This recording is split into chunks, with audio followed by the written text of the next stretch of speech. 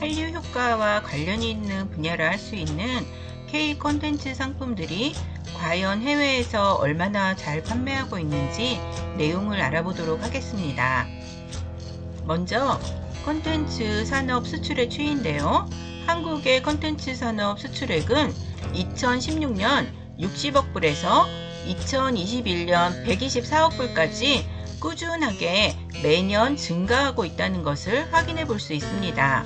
콘텐츠 수출 내에서 분야별 비중을 보면요. 게임이 68% 정도로 압도적인 비중을 차지하고 있고, 이에 캐릭터, 방송, 지식, 정보, 음악 순으로 자리하고 있는데 비중은 크지 않고 작은 편이라는 것을 확인할 수 있습니다. 게임이 압도적인 비중이기 때문에 다른 분야에서는 상대적으로 더 많은 노력과 더 많은 실적이 필요하다고 하겠고요. K 콘텐츠의 소비재 수출의 동반 성장 효과를 보면요. K 콘텐츠가 1억 달러 증가할 때마다 소비재 수출은 1억 8천만 달러 견인한 효과가 있다. 이렇게 연구 결과를 발표했습니다. 소비재 연간 수출 효과가 있다는 거고요. 그 다음, 그러면 이 게임 비중이 가장 큰데요. 한국 게임의 세계시장 점유율이 어느 정도 드는지를 살펴봤더니 7.6% 정도입니다. 그리고 우리나라 게임에 수출하는 국가는 중국이 34%이고 중화권의 비중이 압도적으로 높죠. 세계 콘텐츠 시장에서 분야별로 점유율을 보면요. 지식정보, 광고, 방송, 출판, 캐릭터 순서로 콘텐츠상의 점유비를 유지하고 있고요. 게임, 음악, 영화, 애니메이션, 만화 같은 비중은 낮습니다. 즉, 한류 강점 분야는 상대적으로 시장이 작기 때문에 우리 한류의 강점이 없는 분야에도 많은 노력이 필요하다는 거고요. 국가별로 콘텐츠 시장 규모와 전망을 살펴보면 역시 미국의 시장 규모가 1위이면서 압도적이라는 것을 확인할 수 있습니다. 다음으로 중국, 일본, 독일 순서이고요. 영국, 프랑스에 이어서 한국도 7위 규모이기 때문에 생각보다는 큰 시장이라는 것을 확인할 수 있습니다. 이 말은 역시 순위가 높은 미국, 중국, 일본 시장을 무시할 수 없고 이 시장의 진출이 중요하다는 것을 시사하고 있죠.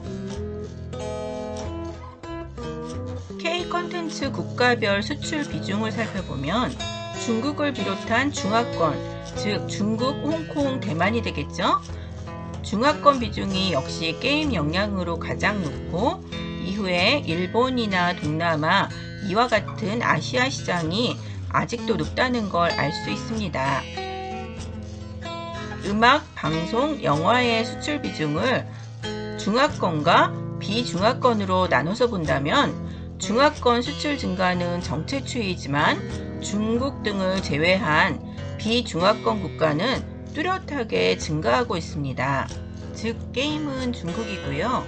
음악, 영화, 드라마 등은 중국 이외의 지역에서 계속해서 점차 증가하는 강세를 보이고 있다. 편중 현상도 역시 벗어나야 되는 숙제임을 알 수 있고요. 우리나라의 주력 수출 품목과 비교를 해보면 1위 반도체가 경기가 좋은 시기였기 때문에 압도적으로 높고요. 일반 기계 자동차 순서로 해서 문화 콘텐츠는 12위에 자리하고 있습니다. 그러니까 반도체 등 주력 수출 품목에 비해서는 아직도 금액이나 순위에 있어서 문화 콘텐츠는 낮은 수준이다 라는 것을 우리나라 주력 수출 품목과 비교했을 때 확인할 수 있습니다. K 콘텐츠 역량 소비재 품목별 수출액을 비교해보면요. 왼쪽이 K 콘텐츠 수출 금액인데요. 게임을 비롯해서 캐릭터, 방송, 음악 등 수출이 증가했지만 오른쪽의 그래프를 보시면 화장품이나 가공식품, 의류는 증가했지만 IT 기기는 감소했기 때문에 모든 품목이 똑같은 흐름을 보이고 있는 것은 아니라는 것을 알 수가 있습니다. 다음에 한국 주요 수출품 비교해서 정보 발표와 언론 보도 내용들이 있는데요.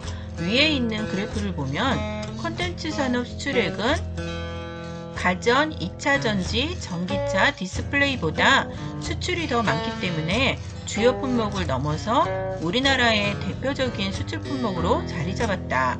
이렇게 발표를 하고 있는데 제 의견은 좀 다른 것이 다른 품목들은 단일 품목입니다.